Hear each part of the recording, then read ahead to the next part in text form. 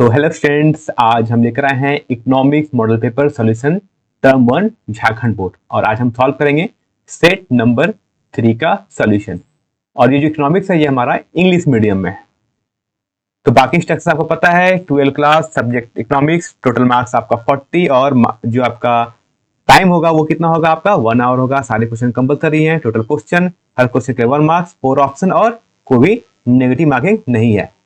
पहला क्वेश्चन कर रहा है कि बताओ, ठीक है, the word economics is originated from which language, यानी शब्द इकोनॉमिक्स की उत्पत्ति किस भाषा से हुई है। किस भाषा से हुई है, इसका सही आंसर होगा हमारा ऑप्शन नंबर बी। ठीक है, ग्रीक वर्ड से हुआ है इसका सही। क्वेश्चन सेकंड कह रहा है कि what does each point of A production possibility curve represent, यानी एक उत्पादन संभावना वक्र का प्रत्येक बिंदु क्या प्रदर्शित करता है। तो ये डिपेंड क्या करता है, ये हमें शो करता है इकोनॉमिकली प्रोड्यूसिंग मनी को डिपेंड करता है। ठीक है, ये कर्व आपको कर्व के बारे में पूछा गया था। फिर आते हैं क्वेश्चन थर्ड में, लिख रहा है कि which economist is called the father of economics, यानी अर्थशास्त्र का जनक किस अर्थशास्त्री को कहा जाता है। मनमोहन सिंह, रघुराम राजन, ठीक है, अल्फ्रेड मार्शल या एडम स्मिथ। तो क्या करेक्ट आंसर होगा, वो होगा हमारा एडम स्मिथ। ठीक है, फिर क्वेश्चन नंबर 4 कहता है कि which among the following is the economist of India. ठीक है, यानी इनमें से कौन अर्थशास्त्री, भारत का अर्थशास्त्री, ठीक है, हमसे पूछा जा रहा है कौन है। तो भारत का इसमें जो अर्थशास्त्री है किसे कहा जाता है, उसे रघुराम राजन को कहा जाता है। ठीक है, रघुराम राजन, ठीक है, याद रखना ये रघुराम राजन को कहा जाता है। आते क्वेश्चन नंबर 5 में दिख रहा है अर्थशास्त्र मानव कल्याण का अध्ययन है, ये किस अर्थशास्त्री का है। ठीक है, यानी अर्थशास्त्र is the study of human welfare, ये स्टेटमेंट किसने दिया था। तो स्टेटमेंट दिया था अल्फ्रेड मार्शल ने। ठीक है, इसे ठीक कर लेना, ये मार्शल है। ठीक है, यहां पर जी नहीं है। ठीक है, अल्फ्रेड मार्शल इसका करेक्ट आंसर होगा। ऑप्शन नंबर 6 कह रहा है कि which of the following is studied under human economics, यानी कह रहा है कि अर्थशास्त्र मानव कल्याण निम्नलिखित में से किसका अध्ययन अर्थशास्त्र के अंतर्गत किया जाता है। तो क्या जाता है, इक्विलिब्रियम ऑफ फर्म, यानी किस एक फर्म के संतुलन का स्टडी किया जाता है। फिर है क्वेश्चन नंबर 7 कह रहा है कि the demand function of an object Q is equal to 20 - 2p, जहां पर p is less than equal to 10 and there are 20 consumers of the article in the market. ठीक है, तो कह रहा है find the market demand function for the commodity. ठीक है, किसका कॉमोडिटी क्या होगा। तो क्या करते हैं, सिंपल क्या करेंगे, मल्टीप्लाई करोगे तो क्या आ जाएगा हमारा पी, इस क्यू को मल्टीप्लाई करोगे पी से, कंज्यूमर से, नंबर ऑफ कंज्यूमर से, तो आपका आ जाएगा डिमांड। ठीक है, कितना डिमांड होगा तो मल्टीप्लाई कर लो 20 से, तो हो जाएगा 400 - 4p। फिर क्वेश्चन नंबर 8 है what is the mean by utility in अर्थशास्त्र, यानी अर्थशास्त्र में उपयोगिता से क्या तात्पर्य है। तो ये क्या होता है, ये इसे कहते हैं सेटिस्फैक्शन ऑफ नीड, यानी आवश्यकताओं की संतुष्टि। ठीक है, यानी वर्ड यूटिलिटी का क्या अर्थ होता है अर्थशास्त्र में। क्वेश्चन नंबर 9 है which of the flowing can have a negative value, यानी निम्नलिखित में से किसका मान नेगेटिव हो सकता है, ऋणात्मक हो सकता है। ठीक है, ऑप्शन क्या आपका average user, average cost, total user या मार्जिनल यूजर। ठीक है, तो इसका क्या होगा, इसका जो करेक्ट आंसर होगा इसे होगा हमारा मार्जिनल यूजर। क्वेश्चन नंबर 10 है कि in a state of equilibrium consumer derives utility from the consumption of good, यानी संतुलन की अवस्था में एक उपभोक्ता वस्तु के उपयोग से खालिस्तान, ठीक है, इन द ब्लैंक्स, उपयोगिता प्राप्त करता है। तो जब स्टेट ऑफ इक्विलिब्रियम आता है तो कंज्यूमर क्या ड्राइव करता है, ठीक है, फ्रॉम कंजम्पशन ऑफ गुड से मैक्सिमम यूटिलिटी वो क्या करता है, वो उपयोगिता प्राप्त करता है। फिर क्वेश्चन नंबर 11 है हमारा the income of a consumer would have been spent on purchasing a circle located on a line each.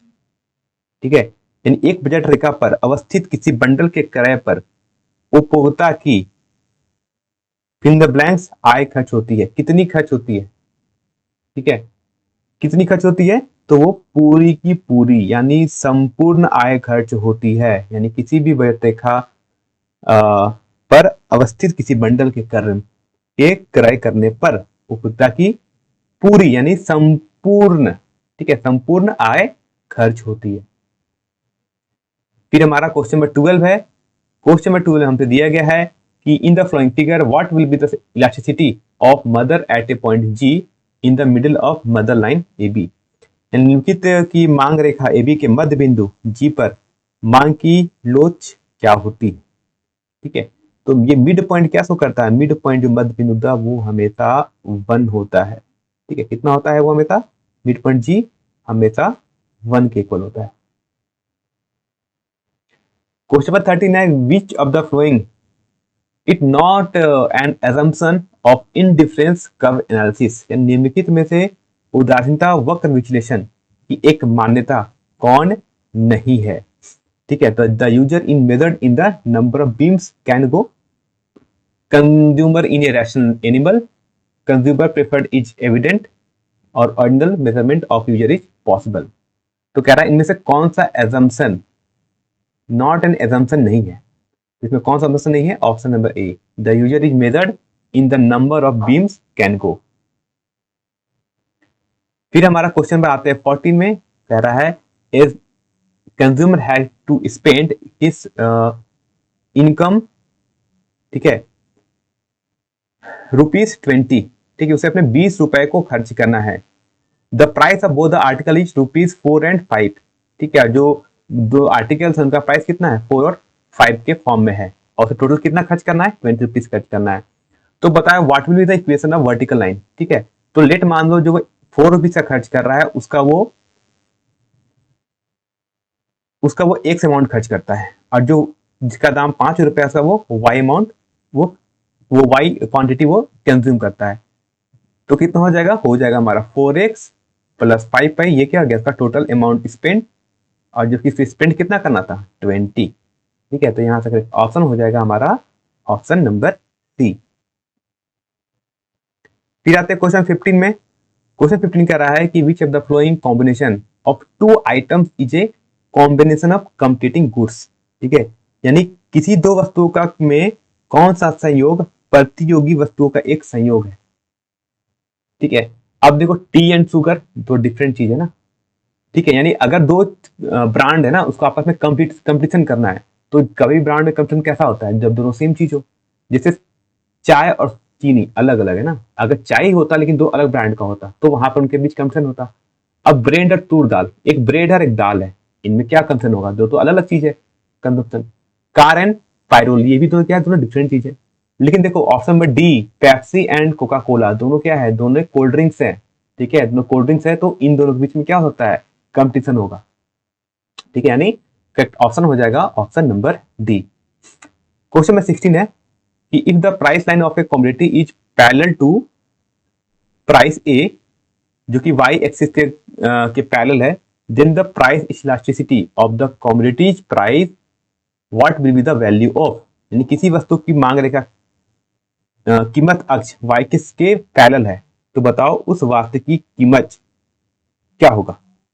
ठीक है, तो उसकी कीमत कितनी होगी, इसका आपने ग्राफ पढ़ा होगा। जब भी अगर price line of commodity is parallel to the price, ठीक है, अगर वो पैरेलल हो जाती है, ठीक है, पैरेलल हो जाती है, तो कमोडिटी की प्राइस कितनी हो जाती है, वो हो जाती है हमारी 0।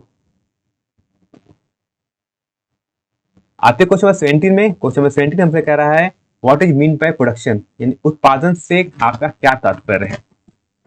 तो क्वेश्चन ऑप्शन नंबर है conversion of inflow and into output, ठीक है, यानी आगत का निर्गत में रूपांतरण। ऑप्शन नंबर बी है क्रिएशन ऑफ न्यू यूजर्स, यानी नई उपयोगिता का सृजन करना। ठीक है, ऑप्शन सी है goods and services will help the resource of manufacturing. ठीक है, यानी साधन की सहायता से वस्तुओं और सेवाओं का निर्माण। ठीक है, तो प्रोडक्शन जब भी होगा, ठीक है, तो इनमें क्या होता है, ये सभी के सभी इसके अंतर्गत आते हैं। ठीक है, उत्पादन से। क्वेश्चन 18 कह रहा है what is the rate of change in total production product relative to the variable factor called. ठीक है, the rate of change in the total product relative to the variable factor called, यानी परिवर्ती साधन के सापेक्ष कुल उत्पादन में परिवर्तन की दर को क्या कहा जाता है। ठीक है, फॉर्मूला पढ़ा होगा आपने। इसको क्या कहते हैं, इसी चीज को हम कहते हैं मार्जिनल प्रोडक्ट, यानी सीमांत उत्पाद कहा जाता है। आते क्वेश्चन 19 में कह रहा है कि हु इज प्रोड्यूसर, यानी उत्पादक कौन है, कौन उत्पाद करता है। तो इसका ऑप्शन है goods and services with the help of resource builder of. Option B है goods to satisfy once on needs user of. Option C है one who buy and sell good express and a person who buy share of a company. ठीक है, तो producer कौन होता है, producer कौन होता है, तो जो goods and services with the help of resources, ठीक है, यानी साधनों की सहायता से वस्तुओं और सेवाओं का निर्माण करने वाला व्यक्ति ही उत्पादक होता है। ठीक है, हमें उत्पादक चाहिए, कौन उत्पादन कर रहा है। फिर क्वेश्चन में आते हैं हम 20 में, कह रहा है कि 20 of an object using 5 units of the mint of origin and 6 unit of origin. ठीक है, तो कह रहा है what will the value of marginal production if 30 units are produced from experiment. ठीक है, 20 of an object using 5 unit, कह रहा है उत्पादन के साधनों की 5 इकाइयों के प्रयोग से किसी वस्तु की 24 तथा उत्पत्ति के 6 इकाइयों के प्रयोग से 30 इकाइयों का उत्पादन होता है। तो सीमांत उत्पादन का मान क्या होगा। अब इसका क्या है, ये हो गया हमारा बड़ा भाई फॉर्मूला बेस्ड क्वेश्चन है। फॉर्मूला बेस्ड क्वेश्चन सॉल्व करो और बताना कि क्या भी आपका आंसर 6 यूनिट आ रहा है या नहीं। ठीक है, आंसर इसका आपका 6 यूनिट ही होगा।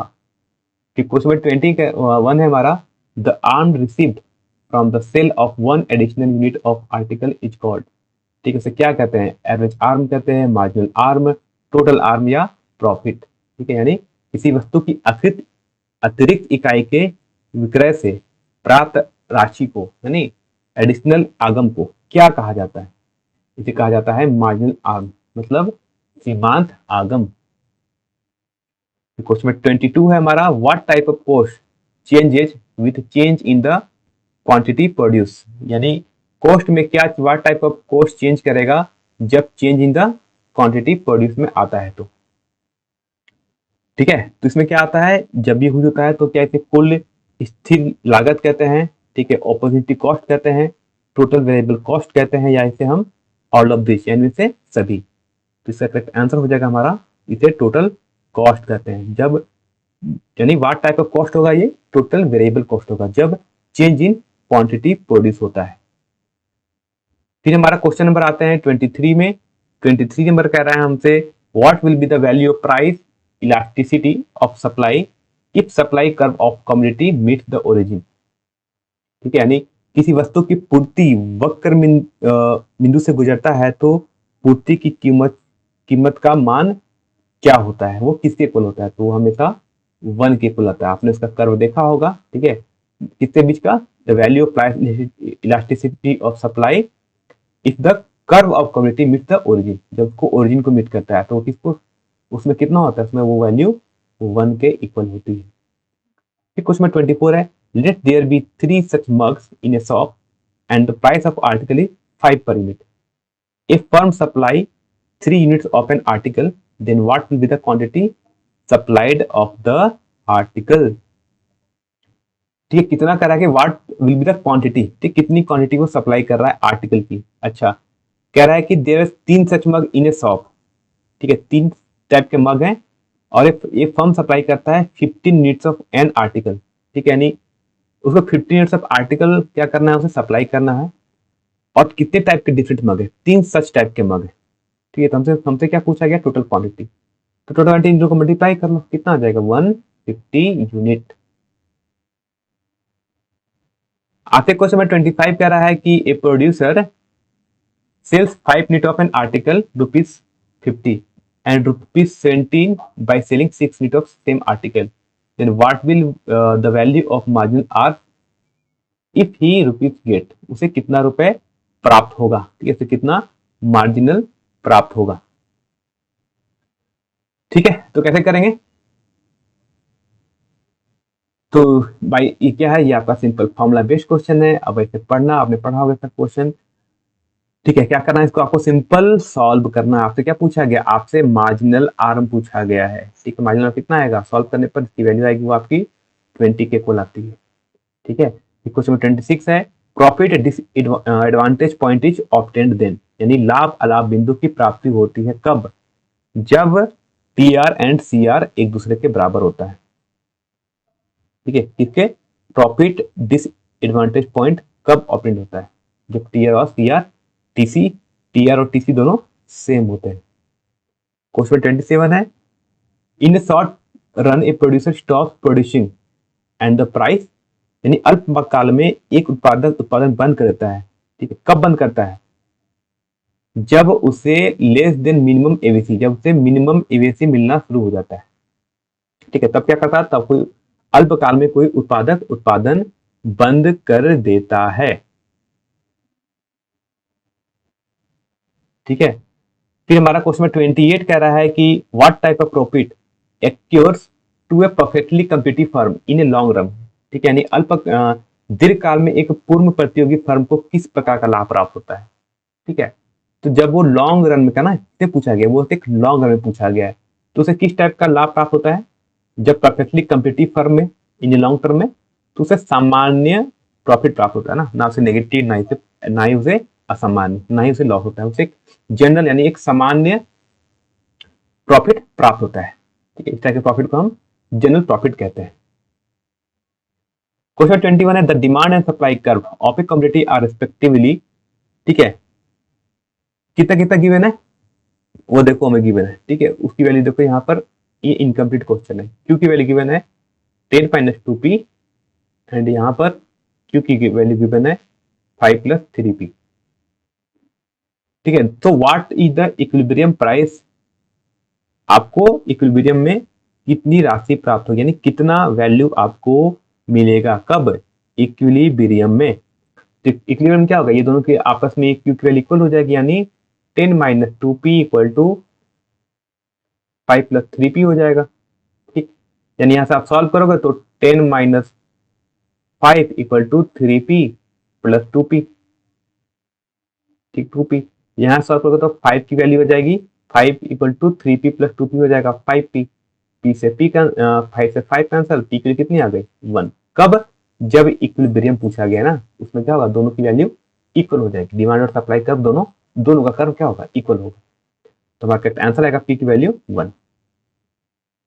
फिर आते हैं क्वेश्चन नंबर 30, कह रहा है कि an increase in the price of an article by 5%, यानी किसी आर्टिकल का प्राइस 5% से बढ़ जाता है, would have been increase the is quantity supplied by 4%, यानी अगर किसी चीज की प्राइस बढ़ रही है तो उसकी सप्लाई भी बढ़ रही है।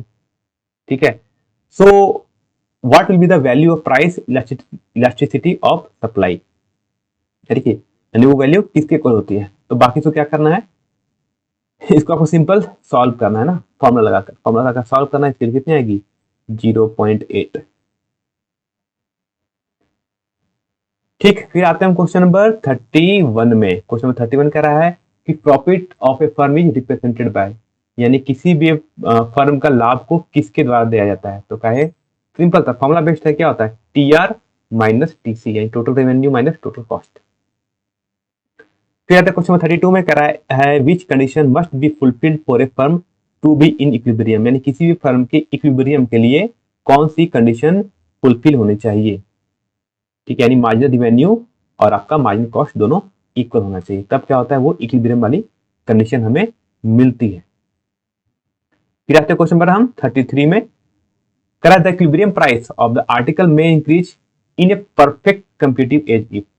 ठीक है, यानी कहती एक पूर्ण प्रतियोगिता बाजार में वस्तु की संतुलन कीमत में वृद्धि हो सकती है, ऐसा कब होगा। ठीक है, यानी कि कीमत में वृद्धि कब होगा, जब क्या चीज हो, जब पूर्ति में कमी हो, यानी जब, ठीक है, there is reduction in the demand. ठीक है, जब डिमांड में कमी होती है, there is reduction in supplying ना, ये होता सप्लाइंग, जब सप्लाई में कमी होनी शुरू हो जाती है तब क्या होता है, तब किसी